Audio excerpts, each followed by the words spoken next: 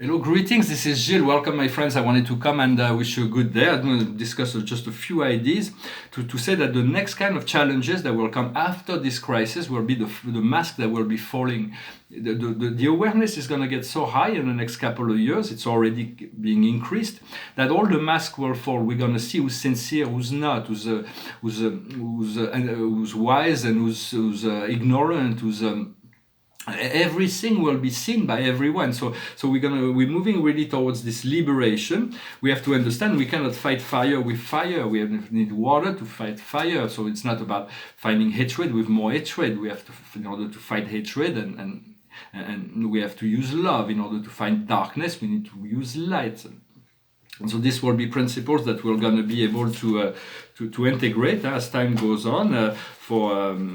For it is we're living in a very unusual situation. I also want to say that the humor and lightness is very, very essential in those times. And stay light, keep on your sense of humor, and to find a meditation every day. If you're capable to sit down, to close your eyes, and to breathe for 15 minutes, you are capable of meditating. And then, once you get the rhythm, then it becomes easier. You can stay longer, and more energy comes as we develop those control, those discipline. But we do have to let go of control to really take care of ourselves, to focus on ourselves and become indifferent to what other people think, say, and do. Otherwise, we're going to be dragged into those lower energies. And when shadows come up, it's just about breathing through it, allowing to remove, to let go of all that. I'm going to pull a few cards to see what the Akash would.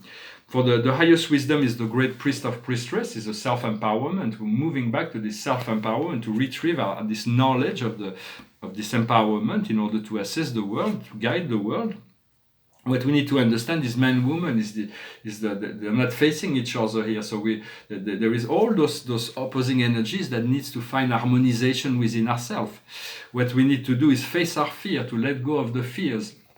Essential for the fears is a friend. It's a constant companion for some people, but we have to learn to extinguish the fear. Fear is like a fire, and then the love is like water. When we bring love into our fear, they're completely extinguished, and so we have to work on that. It's very important when they come up. Once we identify a fear, we can extinguish it, but otherwise the first step is to be able to see it, to recognize that it's there before we can do anything about it.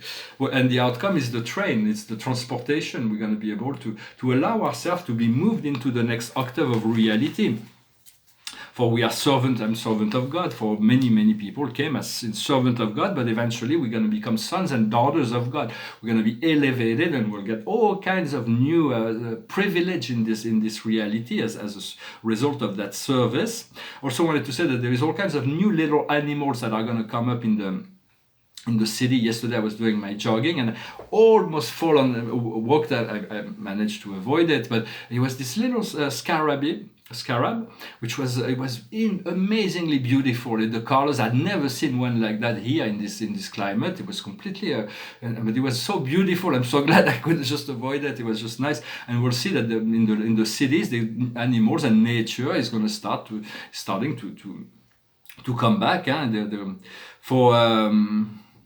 wanted to also discuss the idea that for those who are beyond religion, there is a science of illumination, and for the Buddha didn't come to teach religion. It became a religion, but it's very scientific. The teaching of the Lord Buddha, the sutras, they're very, very scientific. It's really a science of ascension to access to elevate ourselves all the way to the sublime eternal sphere of nirvana. Everybody can do it if he follows the instructions of the Buddha, the sutras. But it's not just an intellectual understanding where I understand that, I read it and I understand intellectually. It has to imply your own. It's a very difficult path. We have to perfect our courage, to perfect our character. We need to perfect our love, our compassion, and we need to perfect our lucidity, our meditation. Those are the tools that are given in order to create this ascension. And for the Buddha explains everything on how to ascend. And I'm not saying it's surprising that humanity did not ascend as a result of those teachings, but for the There are light workers in every country, in every religion, in every organization. But and so when the time comes, everything's going to be stabilized. But every country, every civilization, every culture has different. The ground has different energy. It's much easier to be a light worker in Luxembourg than it is in Syria right now, in Afghanistan. But there are light workers everywhere, and those will eventually, we're going to create this neural net, network that will be able to fuse, will be able to communicate and use that strength, that energy, that light energy to communicate and to create that root base of energy that is invisible. For the masks are going to fall, and this is really important to understand that. Also, when I talk about the Christ will not be coming back in the same form that he once did before. So there will be surprises, because this return of the Christ is, for though he's never left really, he's always been watching over this world. There's going to be manifestation of that leadership, although leadership will not be necessary in the new world. For everybody will be its own leader, and we'll just need to find the wisest people to coordinate the effort of society. It's going to be a new level of responsibility for mankind. I was waking up in the morning with a thought, an image. It's a symbolic thing, an information that came to me. I would say, is it okay to share? The Spirit says, yeah, it's okay to share. So the next level will be, the image is that I was standing on a paved road, and there was water all around me, but just water, like if it was raining, and there was water around me. And within this water, there were sharks that were navigating. And the idea is to access the next level of Christ consciousness, is to find a way to bless the sharks. So the sharks are not really a threat, because you're above it. But they're there, and instead of wanting to kill the sharks or fight the sharks, is to find a way to bless them, to help them to find resolution. So it is a challenge. It may not be the challenge for everybody, but it is one of them. And also understanding, there was a philosopher named Blaise Pascal, a French philosopher in the 17th century, who had one of his thoughts was that most of the problems of mankind is his inability to stand still in his bedroom alone without being frustrated by it. And right now, this is really what is being asked, is to stand still, to turn within. Also, I said that the Arcturians made an announcement for they're very connected. They're like future humanity. They're about 2 million years ahead of humanity in terms of psychological development, and there are antennas in thousands of civilizations. They are always called to assist evolving civilization. And they were saying that what happens with all this solidarity, we're doing so much good. There is so much good. People are choosing to help each other during those difficult times in so many amazing ways that it's creating a ripple effect in all kinds of civilizations that were kind of conflicted before, that made peace between each other. So what's going on the Earth is really essential. We are a focal point that will assist many aspects of the galactic civilizations to refine resolution as well. And if you also want to, so it's very important. Do not ever underestimate all the effort you make, whatever you're guided to do, to assist the world but it's not about assisting the world. It is just a means by which to develop your compassion. It's about tuning in to your true self, and to follow whatever that light is showing you, telling you, or guiding you towards. If the shadows come up, is also not to pay to judge yourself. Sometimes we don't. We have certain standards and we don't act up to par. But it's about forgiving yourself and know you will succeed in whatever your soul has set up for you. So love yourself no matter what. That's very essential.